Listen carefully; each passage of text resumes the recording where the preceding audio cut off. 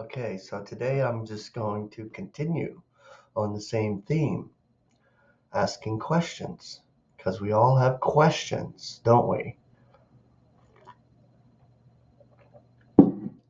I found this Grace and Truth magazine, and all it is expositions concerning questions that we might have as human beings. This is an ultimate one. What is man? By Michael Struthers. I don't know who these authors are, but they're there, and it's amazing. I'm finding this stuff, and it's truly tremendous. I'm also going to post a link, a featured video. It's from Biblical Resources, Clyde Pilkington's YouTube channel, basically, and he did a video just recently. He posted it yesterday. It's called Three Things I Misunderstood About Salvation. So go check it out. Clyde is a good teacher, and we can learn something from him. All right, what is man? If we would know God and find out about man, there is only one source of knowledge, the expression of God to man, which is his word. This is it, his expression, the word. All we know of God and man is revealed therein. So the word was toward God. Get that? He was toward God. So that was Christ.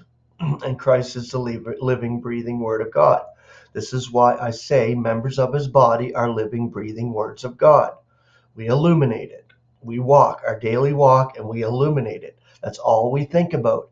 It's our obsession is the truth. Our obsession is God and Christ.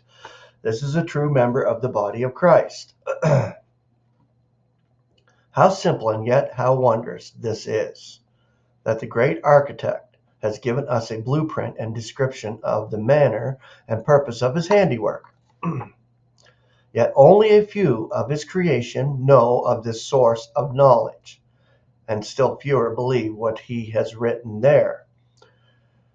The actual written word is awesome, but when you absorb it with the spirit that's within you, it actually soaks in and you retain it.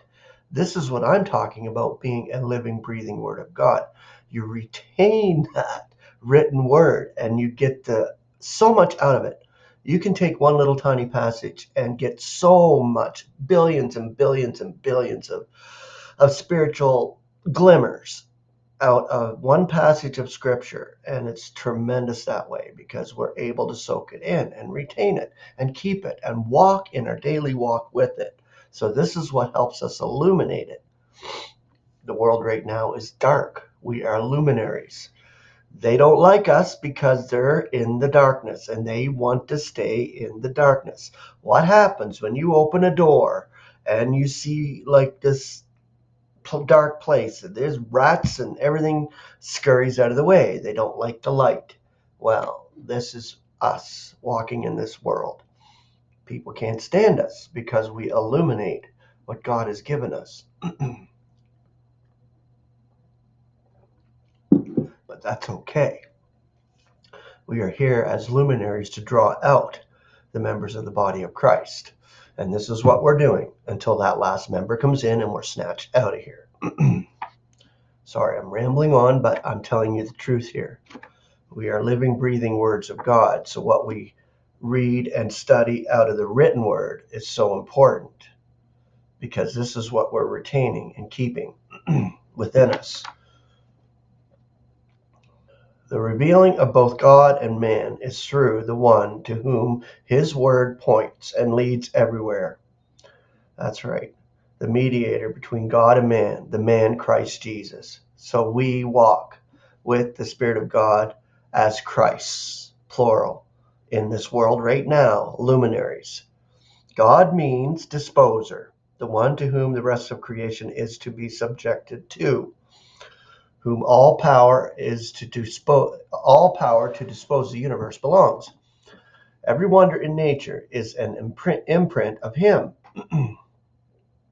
a manifestation of his power. So we echo the words of David in the Psalm of praise for victory over his enemy. Psalm 8, 3 through 6. When I consider the heavens, the works of thy fingers, and the moon and stars, which thou hast ordained. What is man, that thou art mindful of him, and a son of man, that thou visitest him? For thou hast made him a little lower than messengers, and hast crowned him with glory and honor. Thou made him to have dominion over the works of thy hands. Thou hast put all things under his feet. What is man, without knowledge supplied to him by other than man? He has no knowledge of his beginning, can give no reason for the purpose of his life, has no hope for or understanding of his future or destiny. He can rise to great heights and descend to terrible depths, but he is mortal and is dying. Only his Creator knows what humanity is, the things that belong to man. In Genesis 2:7, we learn that the Lord God formed man of the dust of the ground and breathed into his nostrils the breath of life. And man became a living soul.